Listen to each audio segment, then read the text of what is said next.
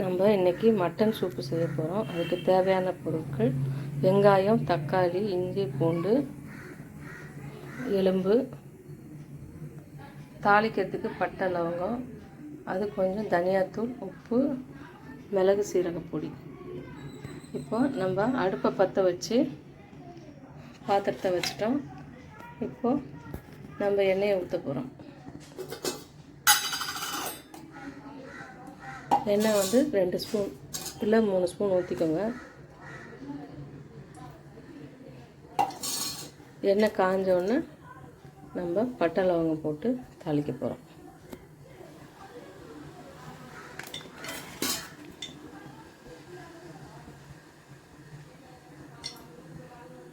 எண்ணெய் சூடாயிடுச்சு. இப்போ நம்ம எடுத்து வச்சுருக்கிற பட்டை லவங்கத்தை தாளிக்க போகிறோம்.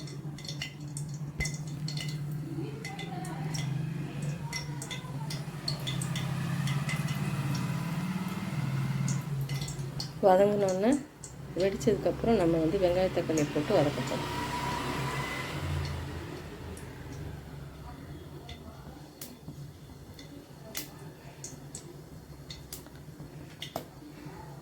வெடிச்சிருச்சு.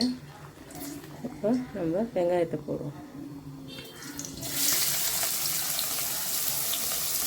வெங்காயம், இஞ்சி, பூண்டு ஒன்றா போட்டு வதக்கிக்கலாம்.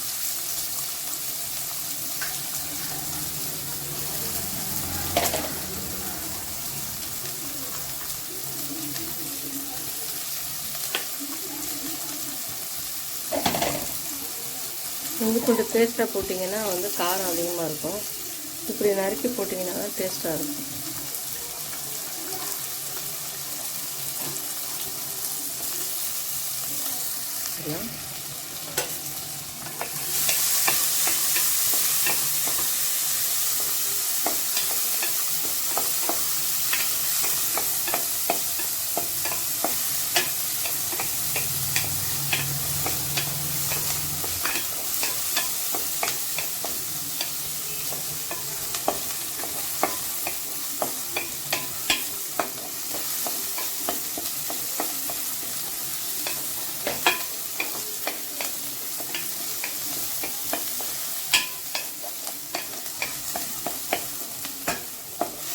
இது நல்லா ப்ரௌன் கலரில் வதங்குற வரைக்கும் வெயிட் பண்ணுவோம்.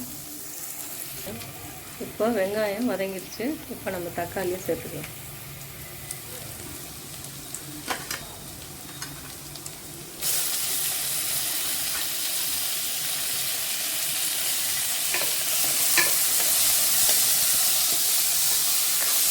வதக்கிடுக்குது.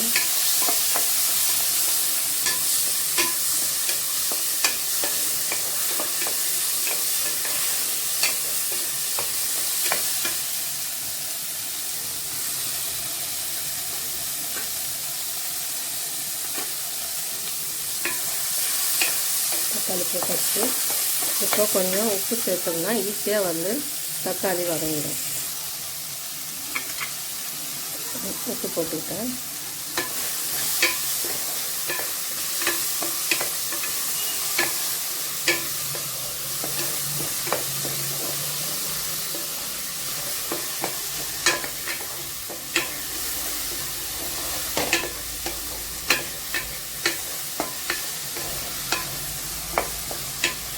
தக்காளி வதங்கிடுச்சு.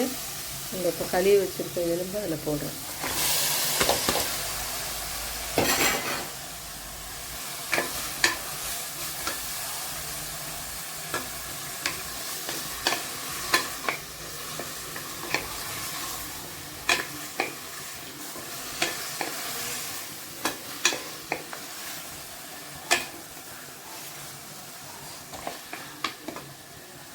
இப்படி இது கூட நம்ம எடுத்து வச்சுருக்க தனியாத்தூள், சீரகம், மிளகு, உப்பு எல்லாத்தையும் போட்டு ஒரு வதக்கிடுவோம். நீங்கள் வந்து நான் வந்து சின்ன குழந்தைக்கு செய்கிறதுனால மிளகாத்தூள் யூஸ் பண்ணலை. அதே மாதிரி கறி மசாலாவும் நான் யூஸ் பண்ணலை. வேணும்னா உங்களுக்கு நீங்கள் கொஞ்சம் மிளகாத்தூள் காரமாக வேணும்னா கொஞ்சம் மிளகாத்தூள், கொஞ்சம் ஒரு 1/4 ஸ்பூன் கறி மசாலா, 1/4 ஸ்பூன் மிளகாத்தூள் போட்டுக்கலாம். நான் குழந்தைக்கு செய்கிறதுனால நான் வெறும் தனியாத்தூள் மட்டும் தான் யூஸ் பண்ணுறேன். இது ஒன்லி ஃபார் குழந்தைங்களுக்கு தான். நம்ம பெரியவங்களுக்குன்னா நல்ல காரசாரமாக நம்ம செய்யலாம். நான் வந்து குழந்தைக்காக செய்கிறதுனால இந்த மாதிரி சிம்பிளாக செய்கிறேன்.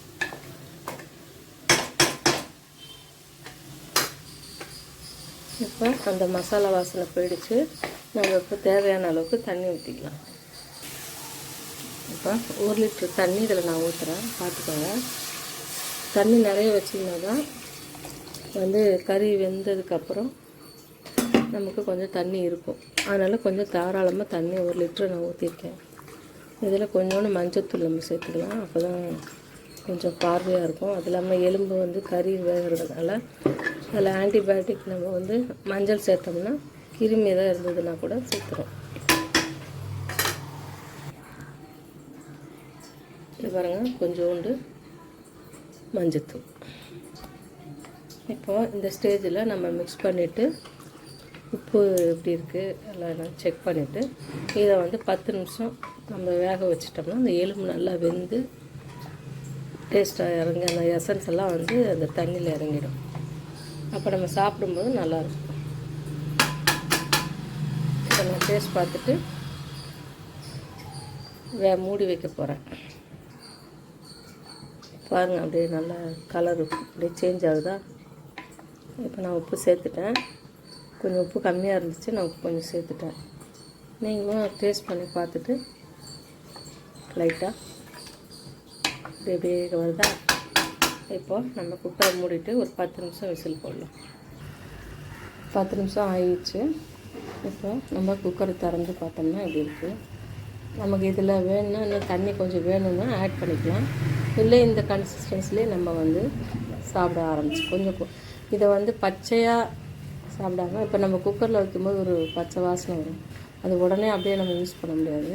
ஒரு 5 நிமிஷம் வந்து ஒரு கொஞ்சம் நேரம் கொதிக்க விட்டோம்னா அந்த பச்சை வாசனைலாம் போய் சூப் வந்து டேஸ்ட்டாக இருக்கும். இந்த இறக்குற ஸ்டேஜில் நம்ம வந்து கொஞ்சம் ஒரு சொட்டு எண்ணெய் அப்புறம் பெப்பர் தூள் போட்டு இறக்கி நம்ம அப்படியே குடிக்க வேண்டியது.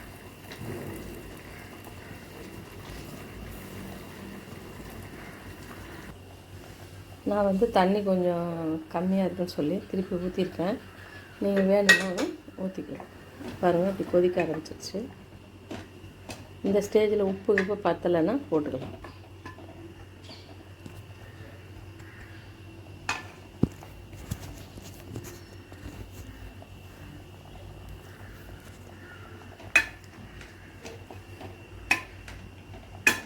அப்படியே கொதிக்கட்டும். 2 நிமிஷம் கழித்து நம்ம பார்ப்போம்.